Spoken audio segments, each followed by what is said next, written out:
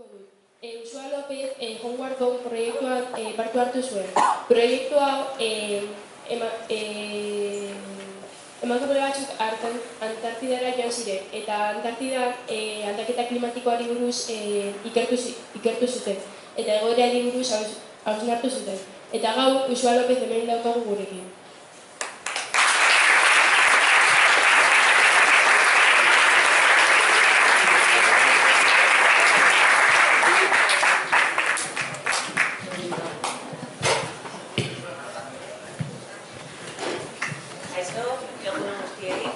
Uxua López naiz, eta gustatuko litzaidake hitzaldia euskaraz egitea, baina nahiko gaizki hitz egiten dut, oraindik ikasten ari naiz. Orduan, zoritxarrez erderaz eginen dut, bale? Barkatu. Hurrengoa ja era euskaraz.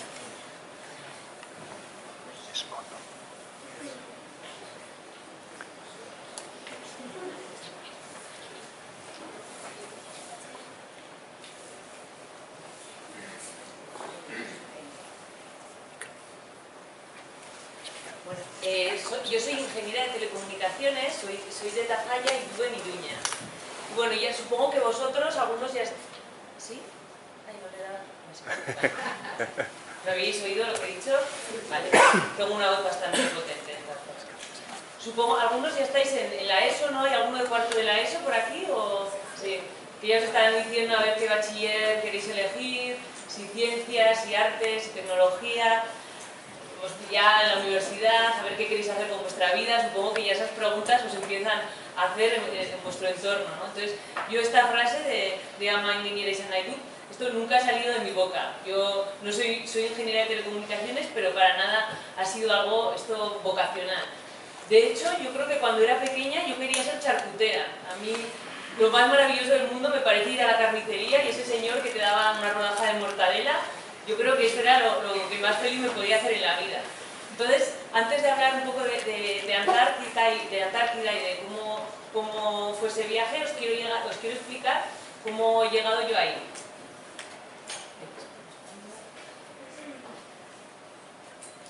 Bueno, esta es una foto, según en la pizarra pone 14 de marzo del 94. Yo tenía aquí 11 años,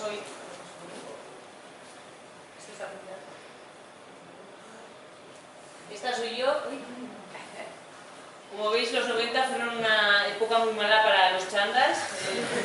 El cáncer y el terciopelo ha hecho mucho daño en mi generación. Y aquí en los 90 esto de Confit no existía. A mí en el colegio nunca jamás me han hablado de cambio climático. Era algo que no estaba todavía, ¿no? El primer COP, que son las conferencias de las Naciones Unidas de Cambio Climático, fue este año, pero algo que no se hablaba todavía en la sociedad. Reciclaje, ¿no? Que ahora es algo que se da por hecho. Pues, en esta época solo existían los contenedores de vidrio, apenas se reciclaba. En el 94 se instaló también el primer parque eólico de Euskal Herria, que es el Perdón, que está cerca de Iruña, donde vivo yo, pero todavía no había una conciencia de medio ambiente, de cambio climático. Eso no existía. Entonces yo pasé mis años de colegio, de instituto como pude, ¿no? Y decidí estudiar el bachiller de tecnología, pero casi por descarte, ¿no? Porque me gustaban mucho las letras y me iban bien, pero me parecía más rollo estudiar esas asignaturas porque a mí yo siempre soy una persona curiosa, me gustaba más resolver problemas, entonces me gustaban más las ciencias y fui por bachiller de ciencias. Entonces ya acabé el bachiller y había que ir a la universidad. ¿No? ¿Qué hacemos ahora? ¿Qué quieres ser de mayor cuando llegas y cuando tienes que decidir? Y también casi por descarte estudié ingeniería de telecomunicación. Era el primer año que ponían esa carrera en Iruña, en la Universidad de Iruña, y entonces casi por curiosidad. Era una especialidad en sonido y imagen que me gustaba bastante. Y bueno, pues me apunté a ingeniería de telecomunicación, pero hace poco vi la papeleta donde te inscribes en la universidad y como segunda opción tenía sociología. Así que como veis, tampoco tenía, en esta época de mi vida, tampoco era algo que tenía muy claro lo de ser ingeniera. En la universidad, ahí ya sí que aparte de estudiar, hice muchísimas cosas. En la universidad se te abren las puertas a conocer a mucha gente, a hacer otras actividades. Aquí empecé un poquito a estudiar euskera, estaba también en un grupo de cine, formé parte de un grupo internacionalista donde aquí así se empezaba a hablar de ecología, de género, ¿no? Cosas que hasta ahora no había tenido muy en cuenta. Luego ya acabé la universidad y tuve que hacer el proyecto, que ahora en ingeniería no sé si es el trabajo de fin de grado, no sé, o si se sigue llamando proyecto, no lo tengo muy claro. Y tuve la opción de irme de Erasmus. Bueno, y dije, bueno, pues me voy a ir de Erasmus. Y elegí ir a un país, a Grecia, que igual no era el mejor sitio para aprender inglés, pero me parecía que me lo podía pasar muy bien, me interesaba mucho la cultura mediterránea. Y estuve un año en Grecia. Ahí me di cuenta que me encanta viajar, conocí a gente de un montón de sitios, luego ahí les fui a visitar, mientras estábamos ahí hicimos un montón de viajes por Grecia, a los Balcanes, y fue un año muy divertido. Si podéis ir de Erasmus a estudiar fuera, es una oportunidad muy buena. Luego ya había acabado de estudiar y bueno, había que trabajar. Entonces, bueno, enseguida, como éramos la primera promoción de ingenieros de telecomunicación en Nafarroa, enseguida me salió un trabajo y mi primer trabajo fue bastante horrible. Esto es la estación de autobuses Vieja de Iruña, no sé si la conocéis alguien. Y estuve trabajando en una empresa de autobuses que estaban haciendo un proyecto de gestión de flotas de autobuses con GPS y ahí estuve un año.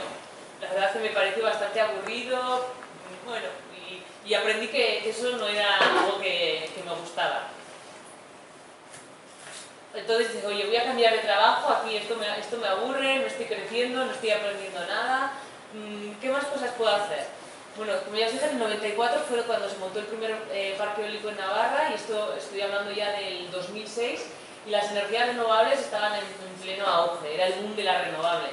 Entonces había mucho trabajo para trabajar en este sector.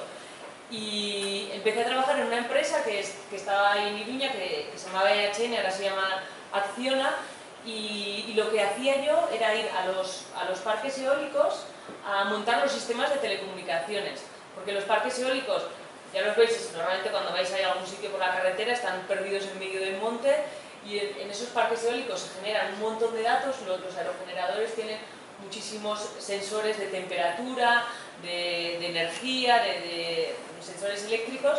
Entonces todos esos datos se recogen, se procesan y se muestran de forma centralizada. Entonces yo lo que hacía era montar yo contrataba operadores de internet y contrataba unos sistemas para que esos datos estuvieran disponibles en el centro de control. Estuve 7 años viajando por todo el mundo, en los 5 continentes, porque ya sabéis que hay parques eólicos por todo el mundo, y me encantaba, ¿no? Viajé muchísimo, conocí muchísimas culturas, desde en Sudáfrica, en Corea, en Australia, en Estados Unidos, en Canadá, en México. Me permitió trabajar con muchísima gente, aprender de comunicarme con otras culturas, con otras formas de trabajar, a escuchar mucho, ¿no? Adaptarte al medio. Entonces, de este trabajo es algo que disfruté muchísimo. Pero bueno, ya también llevaba 7 años haciendo lo mismo, ¿no? 7 años ya no aprendía tanto, ya no era el reto ese de ir a trabajar y hacer algo nuevo. Entonces, dentro de la empresa me surgió otra oportunidad, ¿no? Otra vez dije, venga, voy a cambiar lo que hago cada día. Y pasé a trabajar al centro de control. Ya os he dicho que en los parques eólicos o en las plantas fotovoltaicas, ahí se generan los datos que llegan al centro de control, que esto es como que a veces en los telediarios salen estos centros de control de la DGT, que hay un montón de gente trabajando y ve todos los datos pues aquí en concreto de los parques eólicos y de las centrales. Entonces se para un aerogenerador en Australia y entonces aquí llegan unas alarmas que ponen, oye, este aerogenerador se ha parado porque la temperatura del rodamiento es muy alta. Entonces desde aquí se decide si esperar, si darle marcha, si mandar a una persona de mantenimiento a que haga algo. Entonces es un trabajo que claro, no vas a tener a una persona en cada parque eólico del mundo, pues tienes aquí a 7 personas, hay un centro de control en Iruña, otro en Chicago y otro en México, y entre esos 3 centros de control se controlan los activos renovables de esta empresa en todo el mundo. Entonces esto es lo que hago yo ahora mismo, ¿vale? No estoy de operadora, no estoy viendo esas alarmas, sino que estoy en los sistemas, ¿no? Estoy como controlando todos los sistemas informáticos que soportan todo esto. Se usan unos software especiales que se llaman SCADA, que son unos software que se llaman, que es como el interfaz entre la máquina y el hombre, ¿no? En el que tú puedes controlar ahí las máquinas. Aparte de trabajar en las energías renovables, pues hay dos cosas que me preocupan mucho en mi vida, que son la igualdad de género y el cambio climático.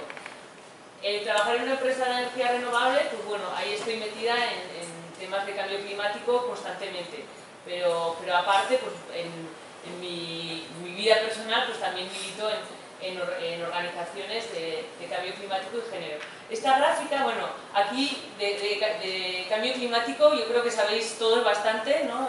Habéis estado trabajando bastante en las Icastolas, entonces, y no creo que haya ningún escéptico de cambio climático, así que no me voy a detener demasiado, pero bueno, esta gráfica es muy visual, ¿no? Es los niveles de CO2 desde hace 650.000 años, ¿no? Y vemos que los niveles, a ver,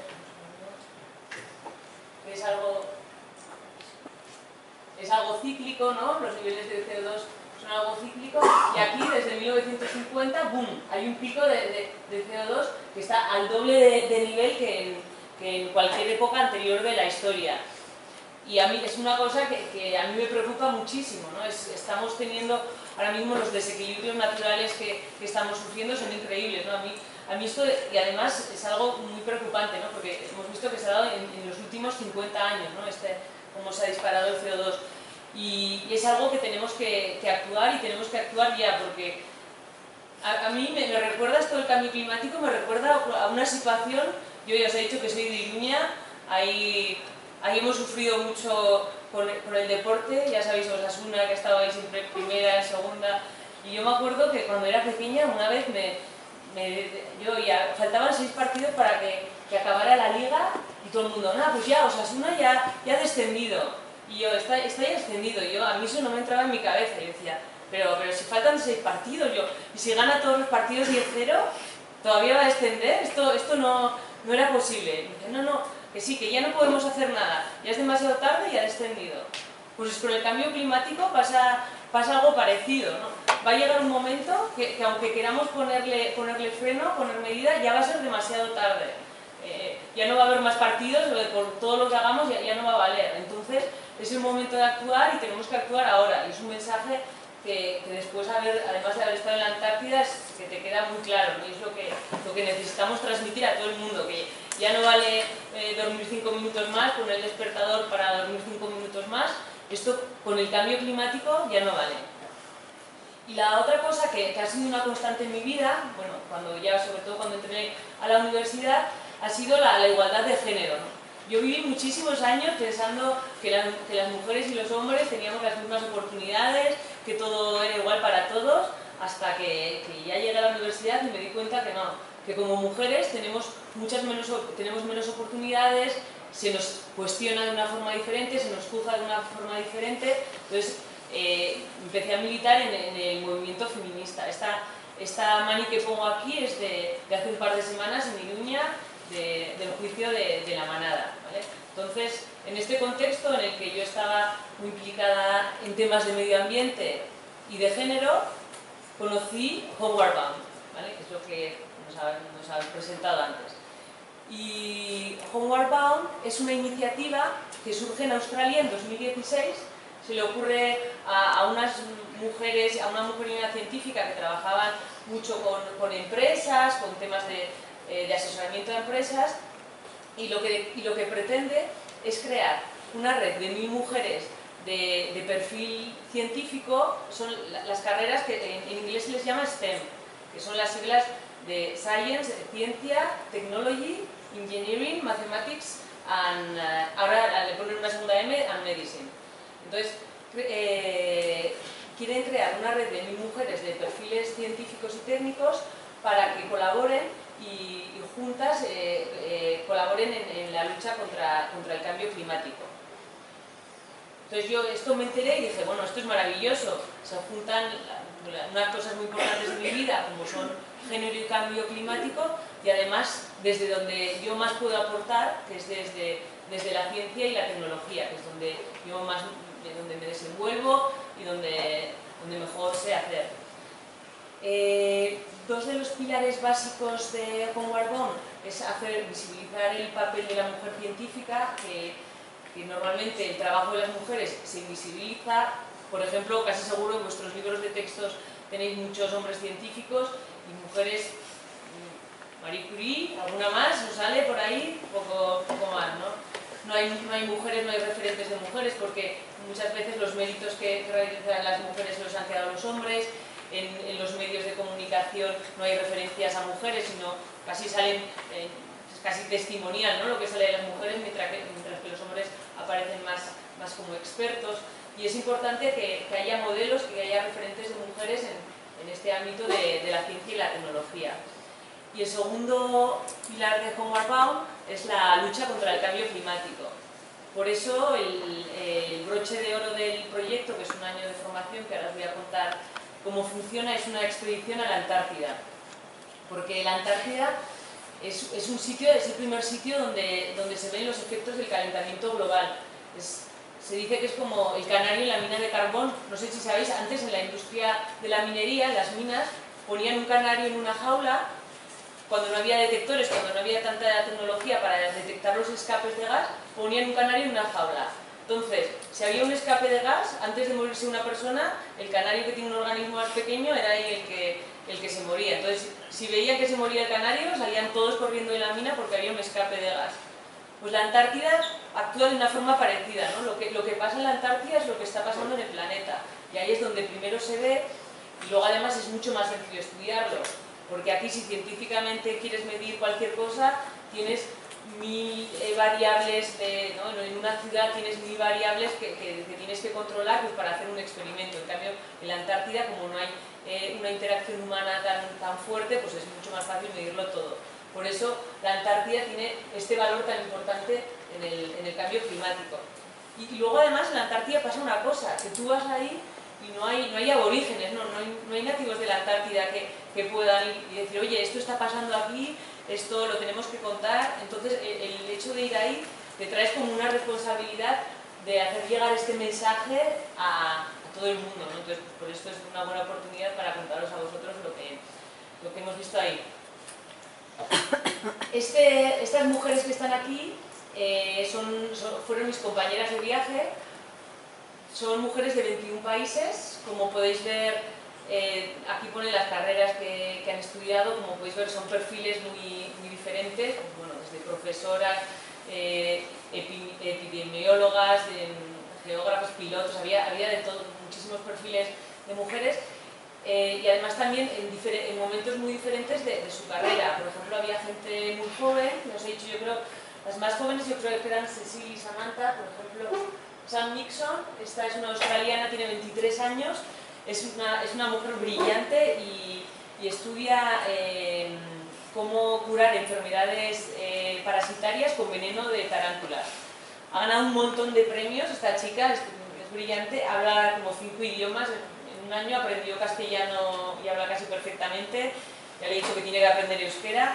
A gente más senior, ¿vale? Ayer estuve con Paola y os han grabado un par de mensajes. Bueno, tengo alguno más en el móvil, pero os voy a poner estos dos porque además hicieron el esfuerzo de saludaros en euskera.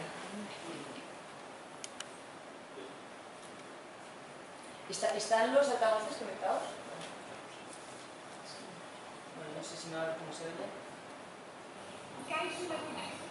Yo soy Paola del Correo, soy física y soy cristiana y modelo.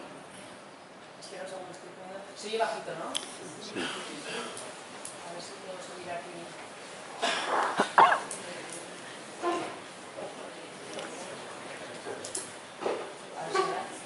A ver si da. Yo soy Paola del Correo, soy física y soy cristiana y modelo las propiedades de las rocas. En un laboratorio usamos las rocas que están en las montañas y analizamos las propiedades como porosidad, permeabilidad con un tomógrafo, y utilizo la física y utilizo rayos X, y es un mundo fascinante. La ciencia es un mundo fascinante que nos lleva a lugares que no se imaginan. También estuve con Ushua en la Antártida y espero que muchos de ustedes sean todos científicas y científicos que van a cuidar el planeta. Que les vaya muy bien. Paola, además de ser física, tiene un programa educativo en Colombia que se llama Antártida para Valientes, y es un programa educativo, hay bastante gente trabajando que ha estado en decenas de centros de Colombia, sobre todo de las zonas más desfavorecidas.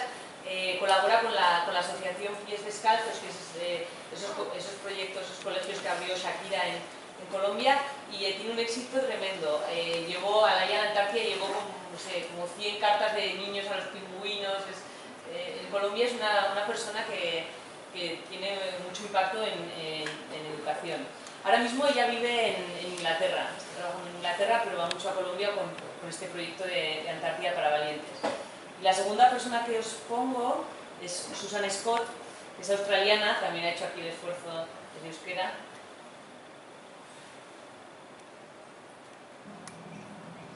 Kaishu Lagnak. I love using mathematics to study how the universe works. How the universe began, how black holes form, and how we understand Einstein's theory of relativity. ¿Qué tal en inglés? ¿Has entendido un poco? Bueno, esta señora, Susan, es un encanto que estudia los agujeros negros.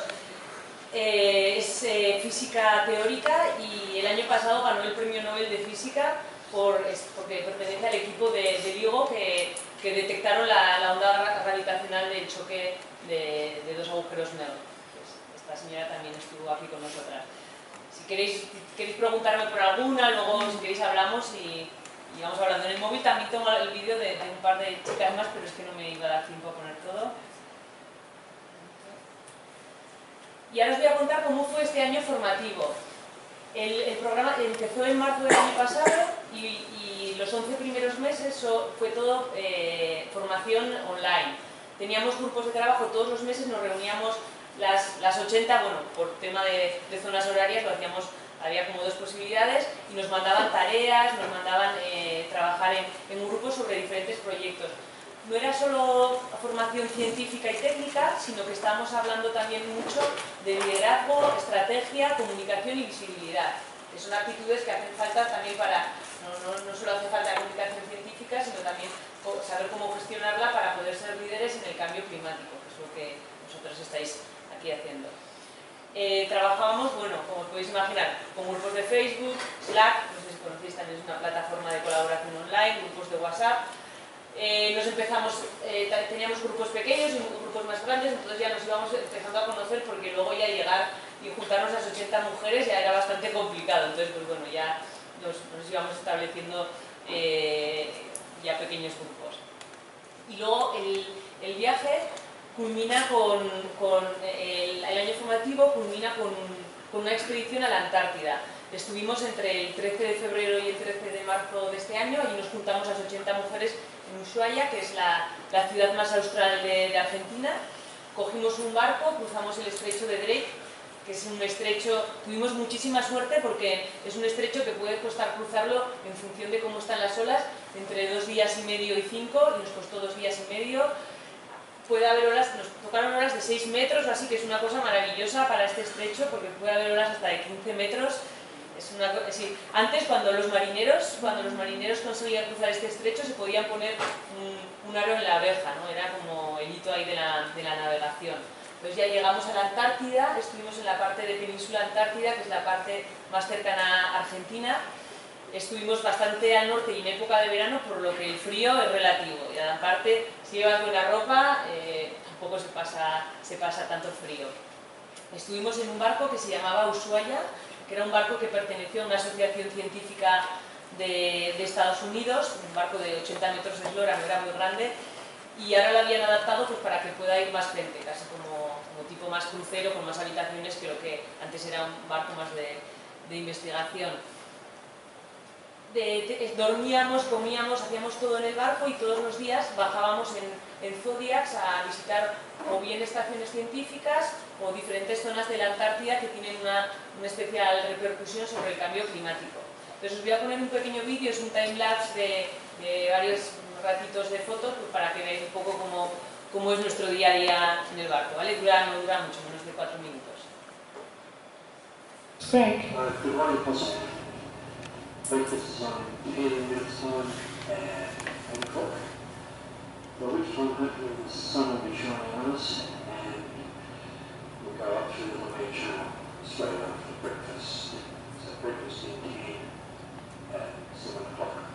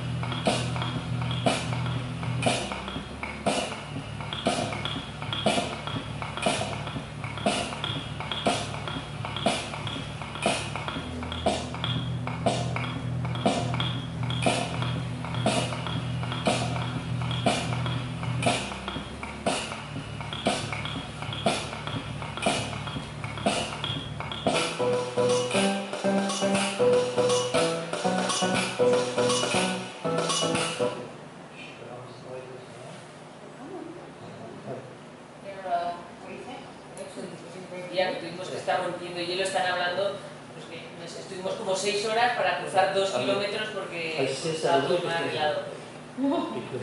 Está hablando Greg Morliner, que es un señor australiano que ha estado más de 80 veces en la Antártida y era líder de la expedición. Este día avanzamos muy poquito. Y habla con Sam Joda, que es una mujer canadiense que estuvo grabando unos podcasts en el barco.